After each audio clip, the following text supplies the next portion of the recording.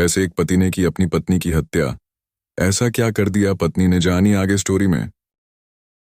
समरजीत की बात राम सनेही के गले नहीं उतरी। वह समझ नहीं पा रहा था कि समरजीत जो दीपा को कहीं देखने की बात कह रहा है, वह कहीं दूसरी जगह क्यों जाएगी। फिर भी उसका मन नहीं माना। उसने अपने रिश्तेदारों के यहां फोन करके दीपा के बारे में पता किया, लेकिन पता चला कि वह कहीं नहीं है। बात 1 महीना पुरानी थी। ऐसे में वह बेटी को कहां ढूंढे। बेटी के बारे में सोच सोचकर उसकी चिंता बढ़ती जा रही थी। यह बात दिसंबर 2013 के आखिरी हफ्ते की थी। समरजीत के साथ उसके भाई अरविंद और धर्मेंद्र भी गांव आए थे। राम सनेही ने दोनों भाइयों से भी बेटी के बारे में पूछा, लेकिन उनसे भी उसे कोई ठोस जवाब नहीं मिला। 10-11 दिन गांव में रहने के बाद समरजीत दिल्ली लौट गया। बेटी की कोई खैर खबर न मिलने से राम सनेही और उसकी पत्नी बहुत परेशान थे। वह जानते थे कि समरजीत दिल्ली के पुल प्रहलादपुर में रहता है। वहीं पर उनके गांव का एक आदमी और रहता था। उस आदमी के साथ जनवरी 2014 के पहले हफ्ते में राम सनेही भी पुल प्रहलादपुर आ गया। थोड़ी कोशिश के बाद उसे समरजीत का कमरा मिल गया। उसने वहां आसपास रहने वालों से बेटी दीपा का फोटो दिखाते हुए पूछा। लोगों ने बताया कि जिस दीपा नाम की लड़की की बात कर रहा है, वह 22 दिसंबर 2013 तक तो समरजीत के साथ देखी गई थी। इसके बाद वह दिखाई नहीं दी है। समरजीत ने राम सनेही को बताया था, दीपा 1 महीने पहले यानी नवंबर 2013 में नाराज होकर दिल्ली से चली गई थी, जबकि पुल प्रहलादपुर गांव के लोगों से पता चला था कि वह 22 दिसंबर 2013 तक समरजीत के साथ थी। इससे राम सनेही को शक हुआ कि समरजीत ने उससे जरूर झूठ बोला है। वह दीपा के बारे में जानता है कि वह इस समय कहाँ है। राम सनेही के मन में बेटी को लेकर कई तरह के ख्याल पैदा होने लगे। उसे इस बात का अंदेशा होने लगा कि कहीं इन लोगों ने बेटी के साथ कोई अनहोनी तो नहीं कर दी। यही सब सोचते हुए वह 6 जनवरी 2014 को दोपहर के समय थाना पुल प्रहलादपुर पहुंचा और वहां मौजूद थाना प्रभारी धर्मदेव को बेटी के गायब होने की बात बताई। रामा सनेही ने थाना प्रभारी को बेटी का हुलिया बताते हुए आरोप लगाया कि समरजीत और उसके भाइयों अरविंद व धर्मेंद्र ने अपने मामा नरेंद्र, राजेंद्र और वीरेंद्र के साथ बेटी को अगवा कर उसके साथ कोई अप्रिय घटना को अंजाम दे दिया है। थाना प्रभारी धर्मदेव ने उसी समय राम सनेही की तहरीर पर भादंबी की धारा 365-34 के तहत रिपोर्ट दर्ज कराकर सूचना एसीपी जसवीर सिंह मलिक को दे दी। मामला जवान लड़की के अपहरण का था, इसलिए एसीपी जसवीर सिंह मलिक ने थाना प्रभारी धर्मदेव के नेतृत्व में एक पुलिस टीम बनाई। टीम में inspector RS Naruka, sub inspector Kishore Kumar, Yudhveer Singh, head constable Shravan Kumar, Naeem Ahmed, Rakesh, constable Anuj Kumar Tomar, Dharam Singh आदि को शामिल किया गया। उधर दिल्ली में रह रहे समरजीत और उसके भाइयों को जब पता चला कि दीपा का बाप राम सनेही पुल प्रहलादपुर आया हुआ है, तो तीनों भाई दिल्ली से फरार हो गए। पुलिस टीम जब उनके कमरे पर गई तो वहां उन तीनों में से कोई नहीं मिला। चूंकि तीनों आरोपी राम सनेही के गांव के ही रहने वाले थे, इसीलिए पुलिस टीम राम सनेही को लेकर यूपी स्थित उसके गांव धनजई पहुंची, लेकिन घर पर समरजीत और उसके घर वालों में से कोई नहीं मिला। अब पुलिस को अंदेशा हो गया कि जरूर कोई न कोई गड़बड़ है, जिसकी वजह से ये लोग फरार हैं। गांव के लोगों से बात करके पुलिस ने यह पता लगाया कि इनके रिश्तेदार वगैरह कहां-कहां रहते हैं, ताकि वहां जाकर आरोपियों को तलाशा जा सके। इससे पुलिस को पता चला कि सुल्तानपुर और फैजाबाद के कई गांवों में समरजीत के रिश्तेदार रहते हैं। उन रिश्तेदारों के यहां जाकर दिल्ली पुलिस ने दबिशें दी, लेकिन वे सब वहां भी नहीं मिले। दिल्ली पुलिस ने समरजीत के सभी रिश्तेदारों पर दबाव बनाया कि आरोपियों को जल्द से जल्द पुलिस के हवाले करें। उधर बेटी की चिंता में राम सनेही का बुरा हाल था। वह पुलिस से बार बार बेटी को जल्द तलाशने की मांग कर रहा था। समरजीत या उसके भाइयों से पूछताछ करने के बाद ही दीपा के बारे में कोई जानकारी मिल सकती थी, इसलिए दिल्ली पुलिस की टीम अपने स्तर से ही आरोपियों को तलाशती रही। 9 जनवरी 2014 को पुलिस को सूचना मिली कि समरजीत सुल्तानपुर के ही गांव नगईपुर सामरी बाजार में रहने वाले अपने मामा के यहां आया हुआ है। खबर मिलते ही पुलिस नगईपुर गांव पहुंच गई। सूचना एकदम सही निकली। वहां पर समरजीत, उसके भाई अरविंद और धर्मेंद्र के अलावा उसका मामा नरेंद्र भी मिल गया। चूंकि दीपा समरजीत के साथ ही रह रही थी, इसलिए पुलिस ने सबसे पहले उसी से दीपा के बारे में पूछा। इस पर समरजीत ने बताया, सर, नवंबर 2013 में दीपा उससे लड़ झगड़ कर दिल्ली से अपने गांव जाने को कहकर चली आई थी। इसके बाद वह कहाँ गई, इसकी उसे जानकारी नहीं है। लेकिन पुल प्रहलादपुर में जहां तुम लोग रहते थे, वहां जाकर हमने जांच की तो जानकारी मिली कि दीपा 23 दिसंबर 2013 को दिल्ली में ही तुम्हारे साथ थी। थाना प्रभारी धर्मदेव ने कहा तो समरजीत के चेहरे का रंग उड़ गया। थाना प्रभारी उसका हाव भाव देखकर समझ गए कि यह झूठ बोल रहा है। उन्होंने रौबदार आवाज में उससे कहा, देखो, तुम हमसे झूठ बोलने की कोशिश मत करो। दीपा के साथ तुम लोगों ने जो कुछ भी किया है, हमें सब पता चल चुका है। वैसे एक बात बताऊं, सच्चाई उगलवाने के हमारे पास कई तरीके हैं, जिनके बारे में तुम जानते भी होगे। अब गनीमत इसी में है कि तुम सारी बात हमें खुद बता दो, वरना। इतना सुनते ही वह डर गया। वह समझ गया कि अगर सच नहीं बताया कि पुलिस बेरहमी से उसकी पिटाई करेगी। इसलिए वह सहम कर बोला, सर, हमने दीपा को मार दिया है। उसकी लाश कहाँ है? थाना प्रभारी ने पूछा। सर, उसकी लाश बाग में दफन कर दी है। समरजीत ने कहा तो पुलिस चारों आरोपियों के साथ उस बाग में पहुंची जहां उन्होंने दीपा की लाश दफन करने की बात कही थी। समरजीत के मामा नरेंद्र ने पुलिस को आम के बाग में वह जगह बता दी, लेकिन उस जगह तो आम का पेड़ लगा हुआ था। नरेंद्र ने कहा कि लाश इसी पेड़ के नीचे है। उन लोगों की निशानदेही पर पुलिस ने वहां खुदाई कराई तो वास्तव में एक शाल में गठरी के रूप में बंधी एक महिला की लाश निकली। उस समय रामस्नेही भी पुलिस के साथ था। लाश देखते ही वह रोते हुए बोला, साहब, यही मेरी दीपा है। देखो ना, इन्होंने मेरी बेटी का क्या हाल कर दिया। मुझे पहले ही इन लोगों पर शक हो रहा था। इनके खिलाफ आप सख्त से सख्त कार्रवाई कीजिए ताकि ये बच न सकें। वहां खड़े गांव वालों ने तसल्ली देकर किसी तरह रामस्नेही को चुप कराया। गांव वाले इस बात से हैरान थे कि समरजीत दीपा को बहुत प्यार करता था, जिसके कारण दोनों गांव से भाग गए थे। फिर समरजीत ने उसके साथ ऐसा क्यों किया? पुलिस ने लाश का मुआयना किया तो उसके गले पर कुछ निशान पाए गए। इससे अनुमान लगाया कि दीपा की हत्या गला घोंट कर की गई थी। मौके की जरूरी कार्रवाई निपटाने के बाद पुलिस ने लाश को पोस्टमार्टम के लिए सुल्तानपुर के पोस्टमार्टम हाउस भेज दिया और चारों अभियुक्तों को गिरफ्तार करके दिल्ली ले आई।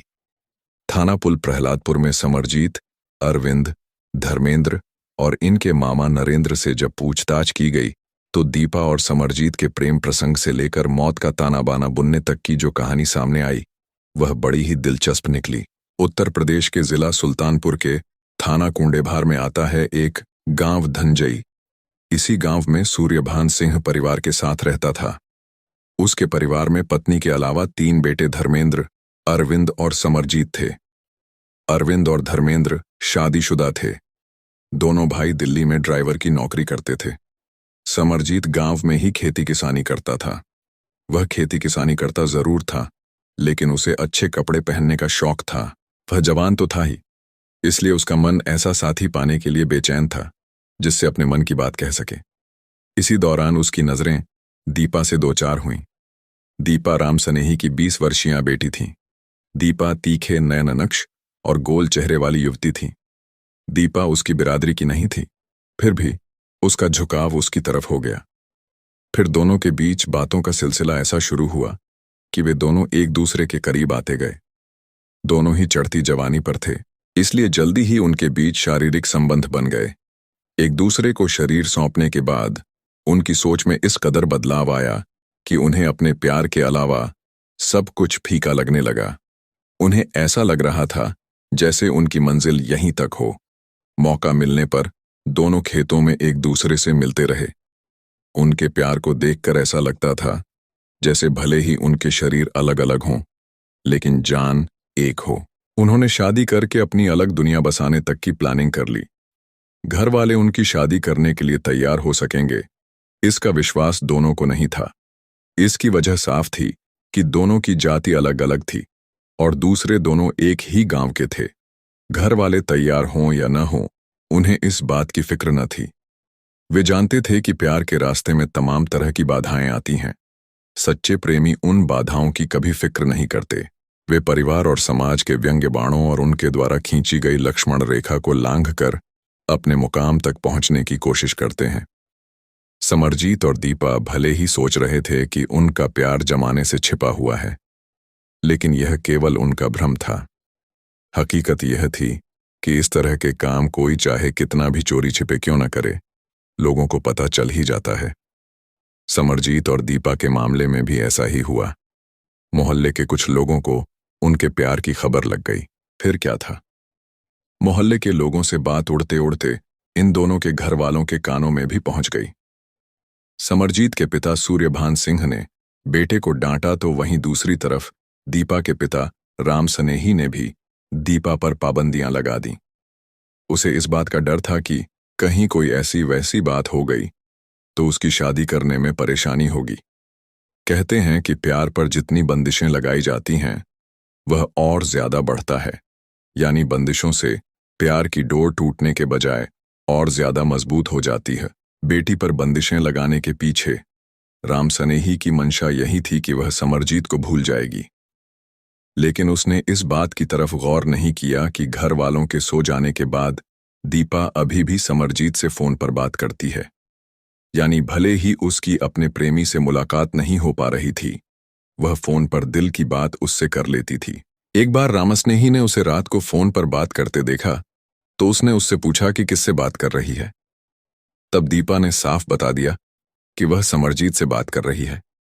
इतना सुनते ही रामसनेही को गुस्सा आ गया और उसने उसकी पिटाई कर दी।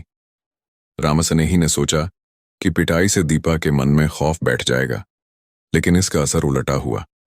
सन 2012 में दीपा समरजीत के साथ भाग गई। समरजीत प्रेमिका को लेकर हरिद्वार में अपने एक परिचित के यहाँ चला गया। तब राम सनेही ने थाना कुंडेभार में बेटी के गायब होने की सूचना दर्ज करा दी। चूंकि गांव से समरजीत भी गायब था, इसलिए लोगों को यह बात समझते देर नहीं लगी कि दीपा समरजीत के संग ही भागी है। तब राम सनेही ने गांव में पंचायत बुलाकर पंचों की मार्फत समरजीत के पिता सूर्यभान सिंह पर अपनी बेटी को ढूंढने का दबाव बनाया। आज भी उत्तर प्रदेश और हरियाणा के कुछ गांवों में पंचों की बातों का पालन किया जाता है। सामाजिक व्यवस्था बनाए रखने के लिए कई मामलों में पंचायतों के फैसले सही भी होते हैं। अपनी मान मर्यादा और सामाजिक दबाव को देखते हुए लोग पंचों की बात का पालन भी करते हैं। पंचायती फैसले के बाद सूर्यभान सिंह ने अपने स्तर से समरजीत और दीपा को तलाशना शुरू किया। बाद में उसे पता लगा कि समरजीत और दीपा हरिद्वार में हैं, तो वह उन दोनों को हरिद्वार से गांव ले आया। दोनों के घर वालों ने उन्हें फिर से समझाया। समरजीत और दीपा कुछ दिनों तक तो ठीक रहे, इसके बाद उन्होंने फिर से मिलना जुलना शुरू कर दिया। फिर वे दोनों अंबाला भाग गए। वहां पर समरजीत की बड़ी बहन रहती थी। समरजीत दीपा को लेकर बहन के यहां ही गया था। उसने भी उन दोनों को समझाया। उसने पिता को इसकी सूचना दे दी। सूर्यभान सिंह इस बार भी उन दोनों को गांव ले आए। बेटी के बार बार भागने पर राम सनेही और उसके परिवार की खासी बदनामी हो रही थी। अब उसके पास एक ही रास्ता था कि उसकी शादी कर दी जाए, लिहाजा उसने उसकी फटाफट शादी करने का प्लान बनाया। वह उसके लिए लड़का देखने लगा। दीपा को जब पता चला कि घर वाले उसकी जल्द से जल्द शादी करने की फिराक में हैं, तो उसने आखिर अपनी मां से कह ही दिया कि वह समरजीत के अलावा किसी और से शादी नहीं करेगी। उसकी इस जिद पर मां ने उसकी पिटाई कर दी। इसके बाद 27 फरवरी 2013 को दीपा और समरजीत तीसरी बार घर से भाग गए। इस बार समरजीत उसे दिल्ली ले गया। दक्षिण पूर्वी दिल्ली के पुल प्रहलादपुर गांव में समरजीत के भाई धर्मेंद्र और अरविंद रहते थे। वह उन्हीं के पास चला गया। बाद में समरजीत और दीपा ने मंदिर में शादी कर ली। फिर उसी इलाके में कमरा लेकर पति पत्नी की तरह रहने लगे। पुल प्रहलादपुर में राम सनेही के कुछ परिचित भी रहते थे। उन्हीं के द्वारा उसे पता चला कि दीपा समरजीत के साथ दिल्ली में रह रही है। खबर मिलने के बावजूद भी राम सनेही ने उसे वहां से लाना जरूरी नहीं समझा। वह जानता था कि दीपा घर से 2 बार भागी और दोनों बार उसे घर लाया गया था। जब वह घर रुकना ही नहीं चाहती तो उसे फिर से घर लाने से क्या फायदा। समरजीत के भाई अरविंद और धर्मेंद्र ड्राइवर थे। जबकि समरजीत को फिलहाल कोई काम नहीं मिल रहा था। उसकी गृहस्थी का खर्चा दोनों भाई उठा रहे थे। समरजीत भाइयों पर ज्यादा दिनों तक बोझ नहीं बनना चाहता था, इसलिए कुछ दिनों बाद ही एक जानकार की मार्फत ओखला फेज 1 स्थित एक सिक्योरिटी कंपनी में नौकरी कर ली। उसकी चिंता थोड़ी कम हो गई। दोनों की गृहस्थी हंसी खुशी से चल रही थी। चूंकि समरजीत सिक्योरिटी गार्ड के रूप में काम कर रहा था, इसलिए कभी उसकी ड्यूटी नाइट की लगती थी तो कभी दिन की। वह मन लगाकर नौकरी कर रहा था, जिस वजह से वह पत्नी की तरफ ज्यादा ध्यान नहीं दे पा रहा था। इसका नतीजा यह निकला कि पास में ही रहने वाले एक युवक से दीपा के नाजायज संबंध बन गए। समरजीत दीपा को जी जान से चाहता था, इसीलिए उसे पत्नी पर विश्वास था, लेकिन उसे इस बात की भनक तक नहीं लगी कि उसके विश्वास को धता बताकर वह क्या गुल खिला रही है। कहते हैं कि कोई भी गलत काम ज्यादा दिनों तक छिपाया नहीं जा सकता। एक न एक दिन किसी तरीके से वह लोगों के सामने आ ही जाता है। दीपा की आशिक मिजाजी भी एक दिन समरजीत के सामने आ गई। हुआ यह था कि एक बार समरजीत की रात की ड्यूटी लगी थी। वह शाम 7 बजे ही घर से चला गया था। दीपा को पता था कि पति की ड्यूटी रात 8 बजे से सुबह 8 बजे तक की है। जब भी पति की रात की ड्यूटी होती थी, दीपा प्रेमी को रात 10 बजे के करीब अपने कमरे पर बुला लेती थी। मौज मस्ती करने के बाद वह रात में ही चला जाता था। उस दिन भी उसने अपने प्रेमी को घर बुला लिया। रात 11 बजे के करीब समरजीत की तबीयत अचानक खराब हो गई। ड्यूटी पर रहते वह आराम नहीं कर सकता था। वह चाहता था कि घर जाकर आराम करे, लेकिन उस समय घर जाने के लिए उसे कोई सवारी नहीं मिल रही थी। इसलिए उसने अपने एक दोस्त से घर छोड़ने को कहा। तब दोस्त अपनी मोटरसाइकिल से उसे उसके कमरे के बाहर छोड़ आया। समरजीत ने जब अपने कमरे का दरवाजा खटखटाया तो प्रेमी के साथ गुलछर्रे उड़ा रही दीपा दरवाजे की दस्तक सुनकर घबरा गई। उसके मन में विचार आया कि पता नहीं इतनी रात को कौन आ गया। प्रेमी को बेड के नीचे छिपने को कहकर उसने अपने कपड़े संभाले और बेमन से दरवाजे की तरफ बढ़ी। जैसे ही उसने दरवाजा खोला, सामने पति को देखकर वह चौंक कर बोली, तुम आज इतनी जल्दी कैसे आ गए? आज मेरी तबीयत ठीक नहीं है, इसलिए ड्यूटी बीच में ही छोड़कर आ गया। समरजीत कमरे में घुसते हुए बोला। कमरे में बेड के नीचे दीपा का प्रेमी छिपा हुआ था। दीपा इस बात से डर रही थी कि कहीं आज उसकी पोल न खुल जाए। समरजीत की तो तबीयत खराब थी। वह जैसे ही बेड पर लेटा, उसी समय बेड के नीचे से दीपा का प्रेमी निकलकर भाग खड़ा हुआ। अपने कमरे से किसी आदमी को निकलते देख समरजीत चौंका। वह उसकी सूरत नहीं देख पाया था। समरजीत उस भागने वाले आदमी को भले ही नहीं जानता था, लेकिन उसे यह समझते देर नहीं लगी कि उसकी गैर मौजूदगी में यह आदमी कमरे में क्या कर रहा होगा। वह गुस्से में भर गया। उसने पत्नी से पूछा, यह कौन था और यहां क्यों आया था? पता नहीं कौन था। कहीं ऐसा तो नहीं कि वह चोर हो, कोई सामान चुरा कर तो नहीं ले गया? दीपा ने बात घुमाने की कोशिश करते हुए कहा और संदूक का ताला खोलकर अपना कीमती सामान तलाशने लगी। तभी समरजीत ने कहा, तुम मुझे बेवकूफ समझती हो क्या? मुझे पता है कि वह यहां क्यों आया था। उसे जो चीज चुरानी थी वह तुमने उसे खुद ही सौंप दी। अब बेहतर यह है कि जो हुआ उसे भूल जाओ। आइंदा यह व्यक्ति यहां नहीं आना चाहिए और न ही ऐसी बात मुझे सुनने को मिलनी चाहिए। पति की नसीहत से दीपा ने राहत की सांस ली। समरजीत तबीयत खराब होने पर घर आराम करने आया था, लेकिन आराम करना भूलकर वह रात भर इसी बात को सोचता रहा कि जिस दीपा के लिए उसने अपना गांव छोड़ा, उसे पत्नी बनाया, उसी ने उसके साथ इतना बड़ा विश्वासघात क्यों किया। वह इस बात को अच्छी तरह जानता था कि जब कोई भी महिला एक बार देहरी लांघ जाती है तो उस पर विश्वास करना मूर्खता होती है। अगले दिन जब वह ड्यूटी पर गया तो वहां भी उसका मन नहीं लगा। उसके मन में यही बात घूम रही थी कि दीपा अपने यार के साथ गुलछर्रे उड़ा रही होगी। घर लौटने के बाद उसने अपने भाइयों अरविंद और धर्मेंद्र से दीपा के बारे में बात की। यह बात उसने अपने मामा नरेंद्र को भी बताई। उन सभी ने फैसला किया कि ऐसी कुलच्छनी महिला की चौकीदारी कोई हर समय तो कर नहीं सकता, इसलिए उसे खत्म करना ही आखिरी रास्ता है। दीपा को खत्म करने का फैसला तो ले लिया, लेकिन अपना यह काम उसे कहां और कब करना है, इसकी उन्होंने योजना बनाई। काफी सोचने समझने के बाद उन्होंने तय किया कि दीपा को दिल्ली में मारना ठीक नहीं रहेगा, क्योंकि लाख कोशिशों के बाद भी वह दिल्ली पुलिस से बच नहीं पाएंगे। अपने जिला क्षेत्र में ले जाकर ठिकाने लगाना उन्हें उचित लगा। समरजीत को पता था कि दीपा सुल्तानपुर जाने के लिए आसानी से तैयार नहीं होगी। उसे झांसे में लेने के लिए उसने एक दिन कहा, दीपा, सुल्तानपुर के ही नगईपुर में मेरे मामा रहते हैं। उनके कोई बच्चा नहीं है और उनके पास जमीन जायदाद भी काफी है। उन्होंने हम दोनों को अपने यहाँ रहने के लिए बुलाया है। तुम्हें तो पता ही है कि दिल्ली में हम लोगों का गुजारा बड़ी मुश्किल से हो रहा है, इसलिए मैं चाहता हूं कि हम लोग कुछ दिन मामा के घर पर रहें।